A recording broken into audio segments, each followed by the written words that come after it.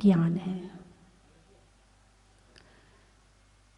अच्छा, एक प्रश्न पूछती हूँ, दीक्षा क्यों लेते हैं लोग? दीक्षा क्यों लेते हैं?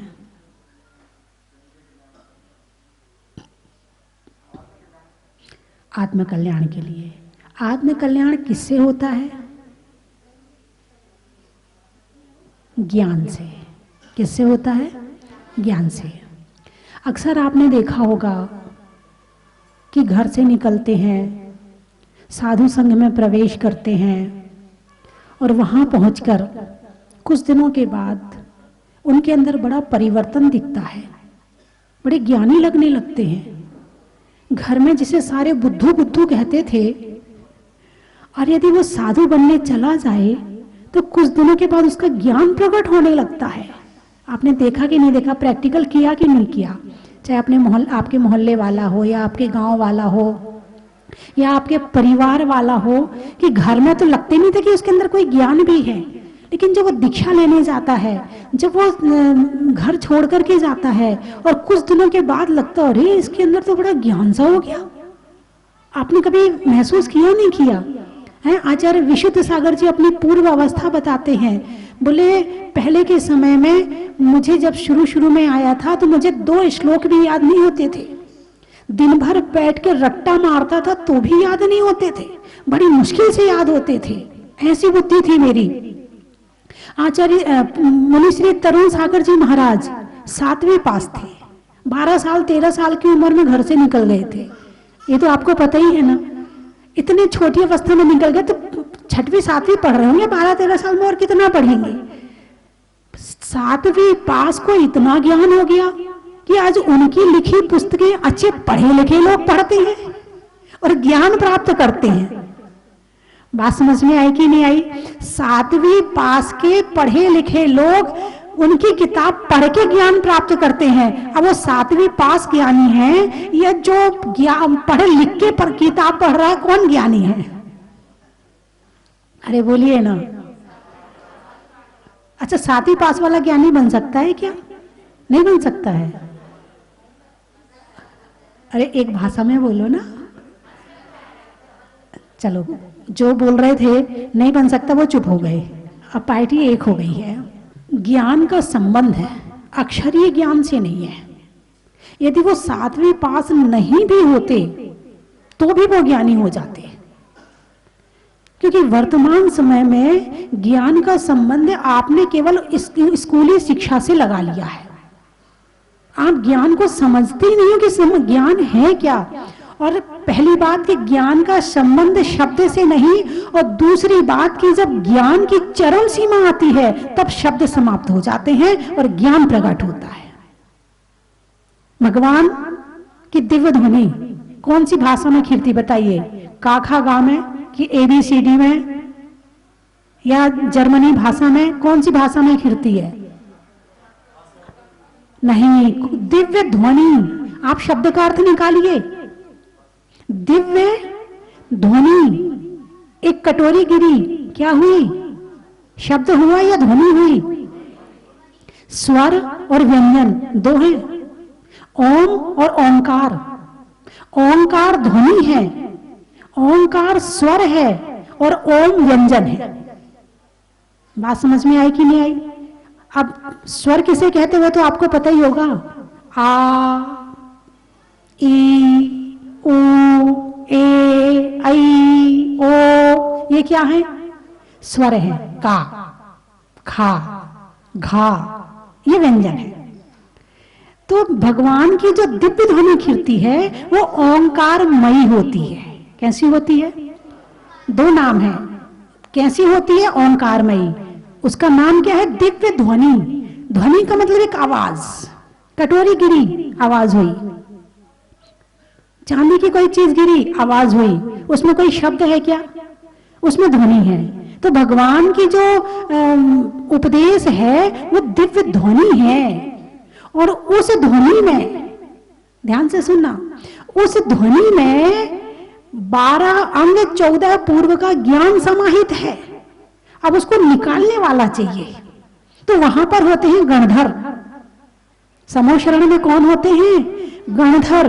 वो उनकी दिव्य ध्वनि में से उस चीज को निकाल करके और वहां के जो भक्त बैठे होते हैं उनको देते हैं। और वहां जो देवता होते हैं, वहां पशु बैठे हैं, पक्षी बैठे हैं, देवता बैठे हैं, जगह जगह देश के लोग बैठे हैं। तो देवता क्या करते हैं? जो जिस भाषा को जानता है वो उस भाषा में परिवर्तित कर देते हैं। पहले के लोग इस बात को नहीं मानते थे कि देवता ऐसा कोई अतिशय करते होंगे, लेकिन वर्तमान समय में ऐसे कंप्यूटर आ गए हैं, ऐसे सॉफ्टवेयर आ गए हैं कि एक भाषा में डालो और 4 भाषा में वापस ले लो। आए कि नहीं आए? यही बात तो वहां लिखी हुई है। जब एक वैज्ञानिक ये काम कर सकता है तो भगवान के चरणों में ऐसा अतिशय क्यों नहीं हो सकता है? अरे बोलिए ना, हो सकता है ना। अब तो संभावना है। अब तो इसका मतलब ये है कि भगवान को जो केवल ज्ञान होता है, उस केवल ज्ञान में शब्द की जरूरत नहीं है। तो साधु जब दीक्षा लेते हैं तो शुरुआत में तो लगता कि पता नहीं क्या करेगा, जा तो रहा है। पहले लोग घर वाले खींचते हैं, अरे ये तो बुद्धू सा है, क्या करेगा, नाक कटाएगा, कुछ करेगा धरेगा है नहीं। फिर भी उसकी जिद हो तो वो चला जाता है और वो वहां रह जाता है। और वहां रहने के बाद में आपको कुछ दिनों के बाद लगता है अच्छा इसको इतना ज्ञान हो गया। तो साधुओं को ज्ञान प्राप्त कैसे होता है? अब आपकी जिज्ञासा कभी पैदा हुई या नहीं हुई है मुझे पता नहीं, और आपकी जिज्ञासा हो तो इसका उत्तर मैं दे दूं। अरे बोलिए ना, दे दूं। चलिए, सबसे पहला काम है कि वो पापों से दूर हो जाते हैं। क्या है? हमारे ज्ञान को ढकने वाला कौन है? पाप है। ज्ञान को ढकने वाला कौन है? पाप है। और वो पापों से दूर हो गए। अब वो व्यापार नहीं कर रहे, वो गृहस्थी नहीं चला रहे, उन्हें किसी पे अनुशासन नहीं करना है, उन्हें किसी को दबाना नहीं है, उन्हें किसी से लड़ना नहीं है, भिड़ना नहीं है, उन्हें तो अपनी आत्म साधना करनी है। तो वो पापों से दूर हो गए, तो पापों का संबर हो गया, पापों का आना रुक गया और पुण्य का प्रकाश प्रारंभ हो गया, विशुद्धि बढ़ गई। जब पाप रुकेंगे तो ज्ञान प्रकट होना शुरू। अभी शास्त्र नहीं पढ़ा, अभी तो जो पाप रुका है और विशुद्धि बढ़ी है, उससे जो क्षयोपशम हुआ है वो प्राप्त होगा। फिर उसके बाद में मोहिनी कर्म, अपना क्रोध मान माया लोभ का जो काम करता था। अब आप तो घर में रहते हो ना, आपको थोड़ी थोड़ी देर में निमित्त मिल जाते हैं, क्रोध के, मान के, मायाचारी के, लोभ के निमित्त मिलते ही रहते हैं। ये खरीद लो, ये रख लो, अभी सोना महंगा हो रहा है, अभी रहने दो, अभी सोना सस्ता हो गया, अभी खट्टा खरीद लो, अब ऐसा कर लो। लोभ। फिर इस लोभ में इंसान क्रोध भी करता है, मान भी करता है, मायाचारी भी करता है, सब कुछ करता है। तो अब जब उन्होंने सब कुछ छोड़ दिया है तो उनका इससे भी होगा तो सही, निमित्त तो मिलेंगे, लेकिन जितनी मात्रा घर में रह के होती है उतनी मात्रा कम हो गई। किसकी? क्रोध, मान, माया, लोभ की। ध्यान से सुनना, इसमें कष्ट वाली क्या बात है? ये तो हमारा रोज का काम, तो रोज ऐसे ही रहते हैं, हमारे तो ऐसे ही है। तो बोले नहीं नहीं, हमारा स्वर्ग देखना, चल के बहुत अच्छा लगेगा, चल मैं तुझे लेके चलता हूँ। बोले नहीं नहीं, मैं नहीं जाऊंगा। बोले देख, एक बार मेरे पर विश्वास कर। देवता बोला मेरे पे विश्वास कर, स्वर्ग एक बार देखेगा ना, वहां से लौटने का मन नहीं करेगा। तूने आज तक स्वर्ग देखा नहीं है ना, इसीलिए मना कर रहा है। बात भी सही थी। उसने हमेशा जब से जन्म लिया था तब से उसने नालियां देखी थी, तब से उसने वो गंदगी खाई थी, तब से वो कूड़े के ढेर में ही चला था। तो उसको वही चीज, उसने नई चीज कभी देखी नहीं थी। तो अब उसने बहुत मनाया। तो बोले अच्छा एक बात बताओ, वहां पर भोजन क्या मिलेगा? बोले वहां पर भोजन में तो आपको बढ़िया पकवान मिलेंगे 56 प्रकार के। बोले चलो ठीक है, वो क्या होते वो तो मुझे पता नहीं, लेकिन तुम कह रहे हो तो विश्वास कर लेता हूं, लेकिन मैं जो यहाँ खाता हूं वो वहां मिलेगा कि नहीं मिलेगा? बोले अच्छा। बोले अच्छा एक बात और बताओ, और स्वच्छ साफ तो मैं जानता नहीं क्या होता है, लेकिन जैसे यहाँ मुझे नाली में नींद आती है वैसी नाली वहां मिलेगी कि नहीं मिलेगी? बात समझ में आई कि नहीं आई? जो जहां रहता है, जीव के एक ही अवगुण के कारण से संसार में भ्रमण हो रहा है कि जो जहां रहता है वो वहीं रम जाता है, और ऐसा रमता है कि वहां से निकलने का मन नहीं करता उसका। इसलिए त्र्यंच गति और त्र्यंच आयु, त्र्यंच गति पुण्य की प्रकृति में है और त्र्यंच आयु, त्र्यंच गति पाप प्रकृति में है और त्र्यंच आयु पुण्य प्रकृति में है। इसमें एक बड़ी बात है, आयु और गति, त्र्यंच गति और त्र्यंच आयु। भाई प्रश्न हुआ, भाई ऐसा क्यों? बोले त्र्यंच गति में कोई जाना नहीं चाहता और कोई चला जाए तो मरना, त्र्यंच आयु मिल जाए, भाई गया है तो आयु तो मिलेगी ना, और उस आयु में चला जाए तो मरना नहीं चाहता। एक राजा था, साधु के पास गया, साधु को ज्ञान हो गया कि इसकी तो मृत्यु होने वाली है, तो राजा को बता दिया कि भाई तेरी तो अब 3-4 दिन में मृत्यु हो जाएगी। बोले मर के क्या बनूंगा? बोले आप जो हैं अपने ही गंदगी में, अपने ही घर की जो गंदगी होती है उसमें आप कीड़े बनोगे। अब राजा को बड़ा टेंशन है, यहाँ तो इतना साफ सुथरा रहता हूँ, यहाँ तो हाथ धोता हूँ, पांव धोता हूँ, इतने साफ सुथरे में रहता हूँ, मर के मैं कीड़ा बन जाऊंगा। अपने बच्चों को बुलाया, संत की बात पर विश्वास था, बोले ये तो पक्का है कि मैं बनूंगा तो वहां का कीड़ा, क्योंकि संत ने कहा है, जो कुछ उन्होंने देखा है वो गलत नहीं हो सकता है, लेकिन एक काम करना, जब मैं वहां कीड़ा बनू ना तो आप मुझे मार देना। बात समझ में आई कि नहीं आई? त्र्यंच गति में जाना नहीं चाहता। अब हुआ यही, मृत्यु हुई। मृत्यु के थोड़े ही समय बाद बच्चे गए, वहां देखा तो इतना बड़ा एक हरे रंग का कीड़ा था।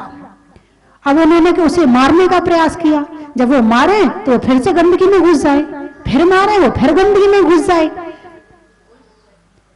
बात समझ में आई कि नहीं आई?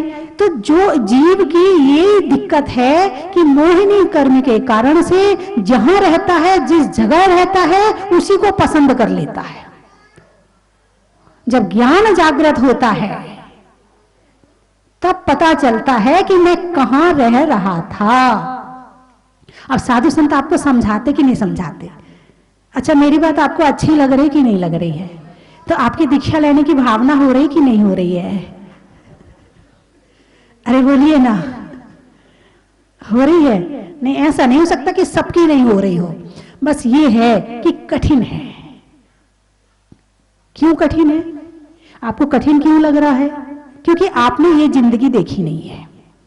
जिस दिन आप अनुभूति से इस जिंदगी को देख लोगे, आपको ये महसूस होगा कि अभी तक आप उस जिंदगी को जी क्यों रहे थे। भाई साधु संत को ठंडी लगती कि नहीं लगती? शरीर तो वही है ना, लेकिन वो महसूस करते कि नहीं करते?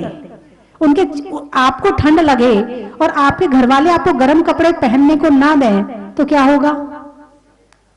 लड़ाई झगड़े हो जाएंगे, और ज्यादा होगा तो रोने लगोगे। कभी किसी साधु संत को ठंड में रोते देखा क्या? लड़ाई झगड़े करते देखा क्या? नहीं। चेहरे पे मुस्कुराहट है कि नहीं? ठंड है। कारण क्या है? वही शरीर इनका, वही शरीर हमारा। इसी परिवार में इन्होंने जन्म लिया, उसी परिवार में आपने जन्म लिया, और उसी ठंड में हम लदे पड़े हैं, उसके बाद भी दुखी, और इसके उनके शरीर पे कपड़ा नहीं है, उसके बाद भी सुखी। बात समझ में आई कि नहीं आई? ये कठिन कब तक लगता है? कठिन कब तक लगता है? जब तक ज्ञान नहीं हुआ है। ज्ञान होने के बाद में कठिन नहीं लगता है। महावीर का धर्म इतना कठिन नहीं कि सब कोई कर सके। महावीर का धर्म इतना कठिन नहीं कि सब कोई कर सके, और महावीर का धर्म इतना सरल भी नहीं कि सब कोई कर सके। जो ज्ञान के स्तर पर जीता है, जो बुद्धि के स्तर पर जीता है, जो वास्तव में दिमाग के स्तर पर जीता है, वो साधु बनकर प्रसन्न रहता है। और जो दिल के, भावनाओं के, शरीर के स्तर पर जीता है, वो घर में ही जन्म लेता है और घर में ही चला जाता है। ना ज्ञान प्राप्त करता है, और कोई जा रहा हो तो उसको और खींचने का प्रयास करता। कहां जा रहा है? चल मैं यहां हूं, तू भी यहीं रह। मैं दुखी हूं, तू भी दुखी रह। हमने संसार बढ़ाया, तू भी बढ़ा संसार। ऐसे तो होता है। यानी एक माता पिता अपने लड़के की शादी की बहुत चिंता करते हैं, लेकिन उसके ज्ञान की कभी चिंता नहीं करते हैं, उसकी आत्मा की कभी चिंता नहीं करते हैं, अपनी वंश परंपरा की बहुत चिंता करते हैं, लेकिन कभी भगवान महावीर के वंश परंपरा की चिंता नहीं करते हैं कि चलो मेरे 2 बेटे होने चाहिए, है एक बेटा संसार की वृद्धि करेगा और एक बेटा मेरा धर्म की वृद्धि करेगा। कभी आपने ऐसा सोचा, विचारा है? नहीं, 2 होंगे तो दोनों को घर में रहना चाहिए। कैसे चला जाएगा? मेरा है, इतना अधिकार है, मोह है, मेरा बेटा है। बात समझ में आई कि नहीं आई? तो यदि कोई सुखी कर सकता है तो ज्ञान है, और कोई सुखी होने जा रहा हो तो उसे दुखी मत करना। तो अब ज्ञान क्या क्या है, जैन साहित्य क्या क्या है? स्वाध्याय करते हैं तो क्या मिलता है कि वो सुखी हो जाते हैं? ऐसा क्या मिल गया कि उन्हें सोने की अंगूठी नहीं है, उनके पास में सोने के कंगन नहीं है, हार नहीं है, फिर भी सुखी है? और यहां तो इतना भरा पड़ा है फिर भी दुखी है। ऐसा क्या मिल गया उनको जैन शास्त्रों में? ऐसा क्या ज्ञान प्राप्त हो गया उनको कि वो तो सुखी हो गए और हम इतना इकट्ठा करने के बाद भी दुखी के दुखी हो के रो ही रहे हैं? ऐसा कभी आपने चिंतन मनन किया? नहीं किया। जैन शास्त्र में चहुमुखी ज्ञान है। कैसा ज्ञान है? चहुमुखी ज्ञान है। यदि आप आत्मा का उद्धार करना चाहते हैं तो भी है, यदि आप संसार में चलना चाहते हैं तो भी है। यानी जितना संसारिक ज्ञान होता है आत्मा के उद्धार का, वो सारा ज्ञान जैन शास्त्रों में है। प्रथमानियोग, चरणानियोग, करणानियोग, द्रव्यानियोग में है। भूगोल, खगोल, गणित, ज्योतिष है, और आयुर्वेद, तंत्र, मंत्र, यंत्र और 72 कलाओं का ज्ञान भी इसमें है। आप पढ़ो आदि पुराण को, आदि पुराण को उठाकर देखो आप। आदिनाथ प्रभु ने जब वो राज अवस्था में थे तब उन्होंने अपने पुत्र एवं पुत्रियों को 72 कलाओं की शिक्षा दी। किसी को काव्य सिखाया, किसी को नाटक सिखाया, किसी को अंक विद्या दी, किसी को शब्द विद्या दी, किसी को नृत्य सिखाया, किसी को वास्तु सिखाया। सारा ज्ञान भगवान आदिनाथ ने दिया है। कौन से ज्ञान की कमी है जैन शास्त्रों में? अणु और परमाणु की खोज कहां से होती है? यहीं से तो होती है। जगदीश चंद्र बसु ने अभी कुछ सालों पहले ये बताया कि वृक्षों में आत्मा है। कुछ साल पहले वैज्ञानिक था, वही था ना, नाम सही बोल रही ना है? ये बताया किसने? जगदीश चंद्र बसु ने अभी कुछ सालों पहले बताया। भगवान महावीर ने क्या बताया? 2500 साल पहले बता दिया। हमारे भगवान महावीर परम वैज्ञानिक थे। उतना उनके बराबर ज्ञान तो हो ही नहीं सकता किसी को, क्योंकि केवल ज्ञान से बड़ा ज्ञान दुनिया में कोई ज्ञान होता ही नहीं है। जितना मैंने अभी नाम लिया है ये सब उसमें यंत्र बनाना, तंत्र। भाई तंत्र विद्या की क्या जरूरत थी? हाँ थी। अपने धर्म की रक्षा के लिए तंत्र विद्या की भी जरूरत थी। एक बार किसी अन्य साधु ने तंत्र विद्या से मुनिराज के कमंडल में मछली पैदा कर दी। बोले अरे ये जैन साधु तो हिंसक होते हैं, अपने कमंडल में मछली रखते हैं और अपने आप को शाकाहारी बताते हैं। मुनिराज को ज्ञान हो गया कि इसने मेरे कमंडल में मछली पैदा कर दी है। तो मुनिराज ने तुरंत अपनी तंत्र विद्या से उस कमंडल में फूल खिला दिए। सामने वाले साधु ने कहा खोल के देखो, बोले खोल के देखो, और जब कमंडल को उल्टा किया तो उसमें से फूल गिरे। तो धर्म की रक्षा के लिए तंत्र की आवश्यकता है। बड़े बड़े एक एक संघ में 100 साधु होते थे, 500 साधु होते थे। उनकी रक्षा कैसे हो? कई बार देवी देवता परेशान करते थे, उनकी रक्षा कैसे हो? तो उन सब के लिए तंत्र, मंत्र, यंत्र सबकी जरूरत पड़ती थी और शक्तिशाली होते थे उससे, और जैन धर्म की रक्षा करते थे। तंत्र का मतलब केवल एक ही नहीं है कि सामने वाले पे फेंक दिया और सामने वाले का बुरा हो गया, जो आज की भाषा में है। बात समझ में आई कि नहीं? आज इसका गलत दुरुपयोग हो रहा है, एक गलत दुरुपयोग कर रहे हैं इसका। ये तंत्र इसलिए नहीं है कि दूसरों का बुरा किया जाए, तंत्र इसलिए है कि रक्षा करी जाए। तो जैन धर्म में सारा ज्ञान है। तब तो जैन साधु पढ़ने के बाद में इतने ज्ञानी हो जाते हैं कि आप उनको पढ़ना शुरू कर देते हो। ये मत सोचो कि केवल आपने एमए कर लिया, बीए कर लिया तो बहुत पढ़ लिया। कुछ नहीं किया, कुछ भी नहीं किया, कुछ नहीं पढ़ा। जब तक आपने भावों को नहीं पढ़ा, जब तक आपने विचारों को नहीं पढ़ा, जब तक आपने कर्मों को नहीं पढ़ा, जब तक आपने आत्मा को नहीं पढ़ा, तब तक आपने कुछ पढ़ा ही नहीं है। और घर गृहस्थी में तो रोटी के अलावा कुछ और याद आता ही नहीं है, और पुरुष होंगे तो धन के अलावा कुछ और याद आता ही नहीं, उसी में जिंदगी पूरी निकल जाती है। यदि बुद्धि का सदुपयोग करना है तो उसके लिए जैन धर्म को पढ़ना अत्यंत जरूरी है। आप टाइम निकालें, शास्त्रों को पढ़ें, एक कॉपी पेन रखें, समझ में नहीं आता उसमें लिखें, कोई साधु मिले उनसे प्रश्न पूछें। यदि आपने अपने जीवन में स्वाध्याय नहीं किया तो मैं तो ये मानती हूं कि वो जीवन ही नहीं है, मात्र खाने पीने के लिए हुआ है, और मात्र परिग्रह इकट्ठा करने का। तुम क्या परिग्रह इकट्ठा करे, चीटी भी कर लेती है। चीटी को देखो, उसके बिल में इतना इतना अनाज निकलता है, खाक उसका पेट कितना बड़ा है, चावल का एक कण से उसका पेट भर जाए, लेकिन इकट्ठा करती है। करती कि नहीं करती?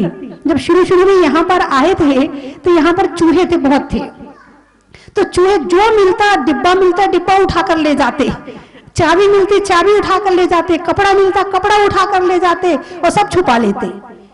परिग्रह इकट्ठा करने की लालसा यदि तुम्हारे अंदर है, पशुओं में भी है, तुमने भी इकट्ठा कर लिया, उनने भी इकट्ठा कर लिया, कौन सी बड़ी बात है? यदि बड़ी बात है तो ज्ञान प्राप्त करना बड़ी बात है। ज्ञानाभ्यास करे मन माही, ताके मोह महातम नाही।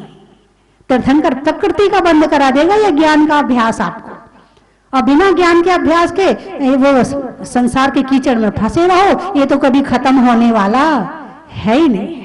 इसलिए घर में सामूहिक बैठकर पति पत्नी, यदि आप अधर्म के काम साथ साथ करते हो तो स्वाध्याय भी साथ साथ, अरे बोलिए ना, करना चाहिए कि नहीं? भाई पाप को काटना चाहते हो कि नहीं काटना चाहते हो? हैं? तो काटने का रास्ता क्या है? ज्ञान। तो घर में शाम को सुबह जब भी आपको टाइम मिले, आधा एक घंटे का समय मिले, आप साथ में बैठकर स्वाध्याय जरूर करें और आपस में चर्चा करें। जो पति पत्नी धर्म की चर्चा करते हैं उनकी लड़ाई कम होती है। यदि पति पत्नी आपस में शांति चाहते हैं तो आपस में बैठ के स्वाध्याय करें और अपनी अपनी ना लगाएं, नहीं तो स्वाध्याय में लड़ना शुरू कर दें। हाँ, इनके लड़ने का कोई भरोसा नहीं है, इनको तो लड़ने का बहाना चाहिए अपनी मेरी ऊपर रखने का। अब लिख लेना कि ये चीज हमें समझ में नहीं आ रही हम दोनों को, तो हम जो है किसी महाराज से पूछ लेंगे। लड़ने मतलब नहीं, यही सही है। हाँ, अज्ञानता लड़ाती है ना। चलिए, समय हो गया है। चलने में पात का, मित्रों में साथ का, तीर्थंकरों में मुनि सुब्रत नाथ का, पंखा में झलने का, बच्चों में पलने का, भगवान की जमीन से निकलने का, हिंदी में मात्रा का, स्कूल में छात्रा का, आज आपकी जहाजपुर की यात्रा का। अरे जोर से बोलिए ना। अच्छा, मैं ही बोलूं? मैं ही सब बोलूं, आप कुछ नहीं बोलेंगे? ओहो हो। अच्छा ठीक, फिर ठीक है। कहाँ से आए हैं? कोटा, जूनिया। अब कल भी आए थे जूनिया वाले, हैं? रसोई में धनिया का, मनुष्यों में बनिया का, और आने वालों में जूनिया का। बड़ा ही महत्व है। जयपुर, गाने में सुर का, नृत्य में नुपुर का, आने वालों में जयपुर का। बड़ा ही महत्व है। कुरावली, अच्छा, फूल में कली का, तपस्या में बाहुबली का, आने वालों में कुरावली का। बड़ा ही महत्व है। माता जी कलकत्ता से, पेड़ में पत्ता का, राजनीति में सत्ता का, और आने वालों में माता जी कलकत्ता का। बड़ा ही महत्व है। दिल्ली, त्रियंच में बिल्ली का, डंडा में गिल्ली का, आने वालों में दिल्ली का। बड़ा ही महत्व है। उदयपुर, रिश्तों में ससुर का, देवों में असुर का, और आने वालों में उदयपुर का। बड़ा ही महत्व है। कोटा, फूल में कांटा का, रसोई में आटा का, और आने वालों में कोटा का। बड़ा ही महत्व है। सिवान, सिवान, अच्छा, गाने में तान का, शरीर में कान का, और आने वालों में शिवान का। बड़ा ही महत्व है। बाराबंकी, बूंदी, पक्ष में सुधी का, मंदिर में वेदी का, और आने वालों में बूंदी का। बड़ा ही महत्व है। बाराबंकी, छत पे टंकी का, और त्रियंच में डंकी का, और आने वालों में बाराबंकी का। बड़ा ही महत्व है। गोरखपुर गाने में सुर का, नृत्य में नुपुर का, आने वालों में गोरखपुर का। बड़ा ही महत्व है। टोंक। भोजन में बड़ा का, गर्मी में घड़ा का, आने वालों में टोड़ा का। बड़ा ही महत्व है। टोंक। अच्छा, सब्जी में छोंक का, चाकू में नोक का, और आने वालों में टोंक का। बड़ा ही महत्व है। रुकिए रुकिए। ललितपुर बाबूजी। गाने में सुर का, नृत्य में नुपुर का, आने वालों में ललितपुर का। बसवा सर्दी में ठंडी हवा का, और बीमार में दवा का, आने वालों में बसवा का। अंकल जी रुकिए, आपका सम्मान होगा। भीलवाड़ा जनवरी में जाड़ा का, जाड़े में काढ़ा का, आने वालों में भीलवाड़ा का। बड़ा ही महत्व है। महीनों में मई का, रजाई में रुई का, आने वालों में बंबई का। बड़ा ही महत्व है। कौन सा बात? फिरोजाबाद गुरुओं के आशीर्वाद का, नहीं होने में विवाद का, और आने वालों में फिरोजाबाद का। बड़ा ही महत्व है। अनाज में चना का, गर्मी में पन्ना का, आने वालों में गुना का। बड़ा ही महत्व है। दिल्ली वालों का बोल दिया। गाजियाबाद अच्छा, देने में दांत का, भोजन में भात का, और आने वालों में गाजियाबाद का। बड़ा ही महत्व है। छपरा अच्छा, रंगों में हरा का, गांव में दरा का, और आने वालों में छपरा का। बड़ा ही महत्व है। हो गए सारे? एक हाथ उठा रही है। रामगंज मंडी। हाँ। अच्छा, ट्रेन को दिखाने में झंडी का, और झंडी में डंडी का, और आने वाले में रामगंज मंडी का। बड़ा ही महत्व है। इलाहाबाद दिल्ली वाले यही हैं, अभी हैं। इलाहाबाद से भी आए हैं क्या? अच्छा, नहीं होने में प्रवाद का, देने में दाद का, और आने वाले में इलाहाबाद का। बड़ा ही महत्व है। बोले 24 भगवान की। से हमको बहुत अच्छा लगता है, और यहाँ भगवान की ऐसी महिमा है जो एक हमारे को बहुत आकर्षित करती है। इतना मन भरता है, आते रहें आते रहें आते रहें, ऐसी हमारी भावना बनती रहती है। शुरू में हम 2 भाई आते हैं, बाकी आज हमारा पूरा परिवार पूरा, ऐसी भगवान की ऐसी महिमा है, ऐसी जैसे हम कुछ कह ही नहीं सकते। यहाँ पर आने से मतलब इतना अच्छा लग रहा है जिसके लिए मेरे पास वर्ड नहीं है, मन नहीं भर रहा है। भगवान इतने दूर लग रहे हैं कि बस कुछ कोई वर्ड ही नहीं है मेरे पास। बस इतना कहना चाहते कि आज मेरे पापा नहीं हैं यहाँ पे, उन्हीं की वजह से हम लोग यहाँ आए हैं। उन्होंने ही भाव जगाए हैं हमारे कि नहीं सब लोग चलो जहाजपुर, चलो माता जी के दर्शन करो। बहुत ही भव्य मंदिर बनाए। हम उनके साथ नहीं आ पाए, मगर हाँ आज हम आ पाए, मगर पापा नहीं है यहाँ पे। इस बात का हमको बहुत दुख हो रहा है। बस ये कि आज हम धन्य हो गए यहाँ के दर्शन करके।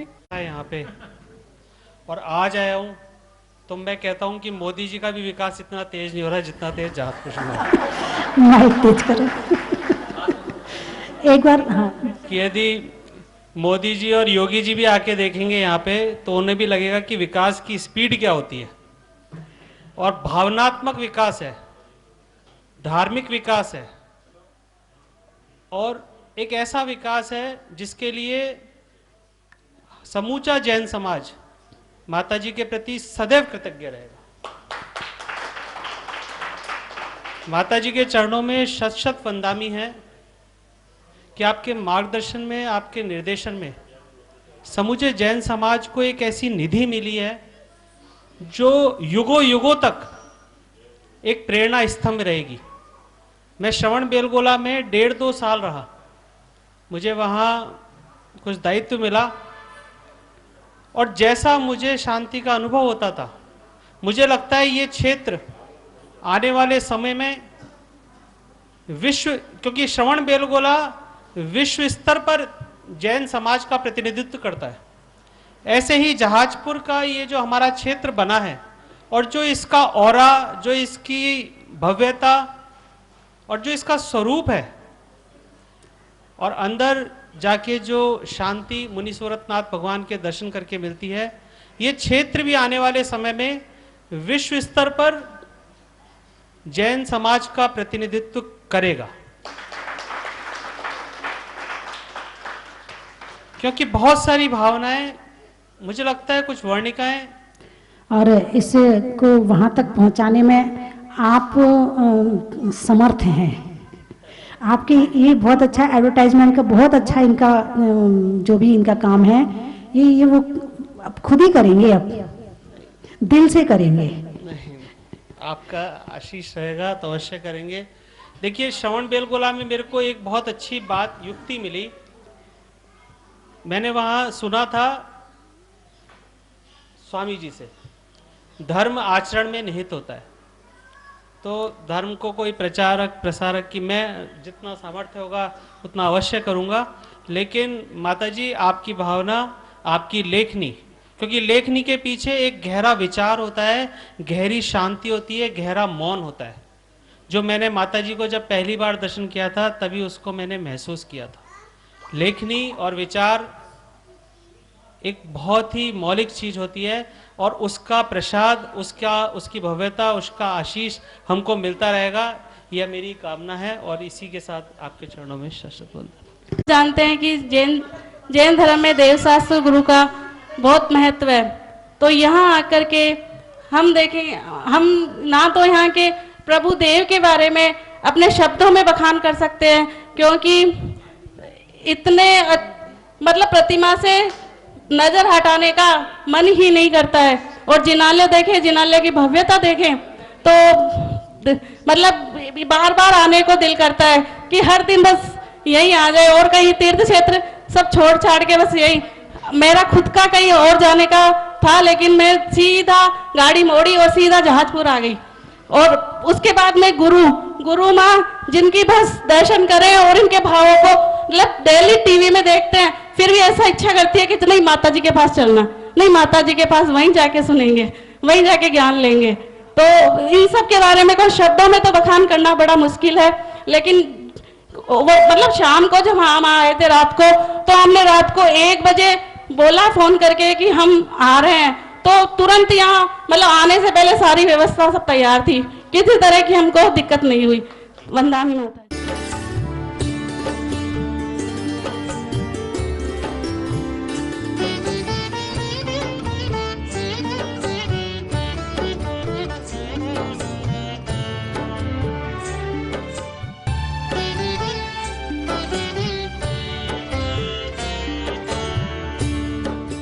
जय जिनेन्द्र बंधुओं, एक बार पुनः सौभाग्य आपको बुला रहा है स्वस्ति धाम जहाजपुर के पावन प्रांगण में। मुनीश्वरनाथ भगवान की छत्र छाया में सहनाइयां गूंजने वाली है। बड़े बाबा को जहाज मंदिर में विराजमान होने के शुभ अवसर पर 6 और 7 फरवरी 2021 को एक द्विदिवसीय वार्षिक महोत्सव रखा गया है। बंधुओं, 6 फरवरी का कार्यक्रम शुभ अभिषेक शांति धारा मूल नायक मुनीश्वरनाथ भगवान का, और उसके बाद 9:30 बजे से एक केवल्य ज्ञान वाटिका यहां बनी है, जिसमें 24 तीर्थंकरों के 24 चरण चिन्ह स्थापित किए गए हैं। और उन तीर्थंकरों को जिन वृक्षों के नीचे केवल्य ज्ञान की प्राप्ति हुई थी, उन वृक्षों को लगाया गया है। उन चरण चिन्हों की प्रतिष्ठा होगी। मुझे 24 चरण चिन्हों के लिए 24 स्वधर्म इंद्रों का चयन करना है। प्रत्येक की न्योछावर राशि 21,000 रुपए है। बंधुओं, ऐसा मौका बार बार नहीं मिलेगा। आप मात्र 21,000 रुपए की राशि से स्वधर्म इंद्र बनकर के उन चरणों की प्रतिष्ठा करने का सौभाग्य प्राप्त कर सकते हैं। बंधुओं, उस दिन शाम को सांस्कृतिक कार्यक्रम होगा 6 फरवरी 2021 को। 7 फरवरी वो शुभ दिन है जिस दिन बड़े बाबा को जहाज मंदिर में विराजमान किया गया था। बंधुओं, हम अपना बर्थडे मनाते हैं, एनिवर्सरी मनाते हैं। मैं आपको आमंत्रित करता हूं जहाजपुर में जहाज मंदिर में विराजमान होने के बाद में बड़े बाबा को पहला वार्षिक उत्सव आप पधारें। और उस दिन सुबह 7:30 बजे से बड़े बाबा का 1008 कलशों से महामस्तकाभिषेक होगा। 9 बजे से रथ यात्रा निकाली जाएगी और 10 बजे से एक और सौभाग्य आपको मिलने वाला है।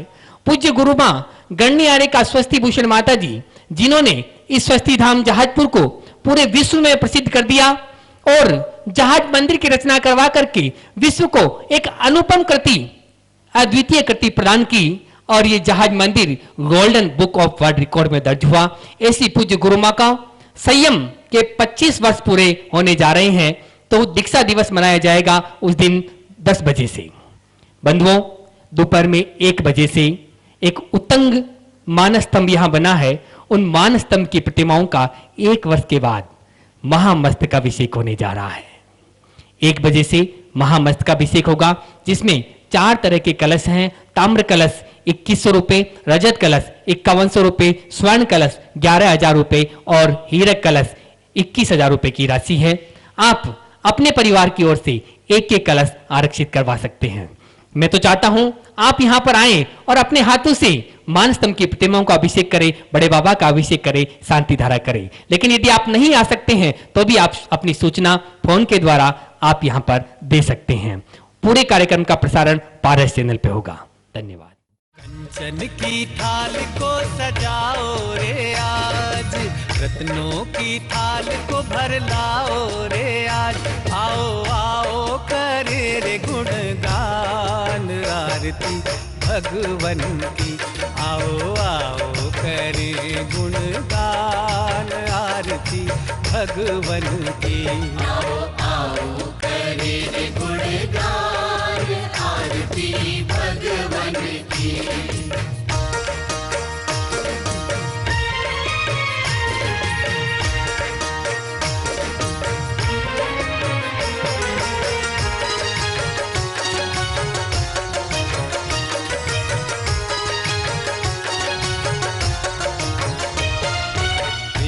सुमित्र के राज दुलारे, माँ पद्मा जी के नैनों के तारे।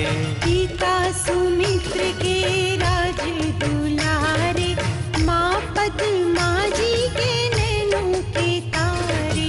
राजगृही में जन्म लियो आप, राजगृही